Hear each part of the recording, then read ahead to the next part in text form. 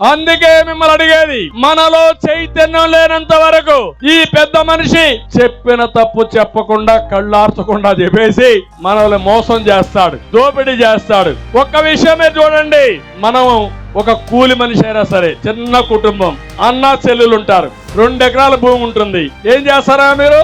2 ఎకరాలు నువ్వే కొట్టేస్తావా? ఇద్దరు సరిసగం తీసుకుంటారా లేదా? అవసరమైతే ఆ 2 ఎకరాలన్నీ ఆ అమ్మాయికి పెళ్లి చేసి ఒక అయ్య చేతిలో పెడతారా లేదా? మీరు ఈయనేం చేశాడు?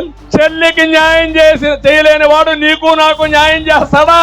ఏం అమ్మలారా అక్కలారా మీరే ఆలోచించండి, చేస్తారా మీకు న్యాయం? ఎక్కడికి పోతున్నా నాకు అర్థం కాలేదు.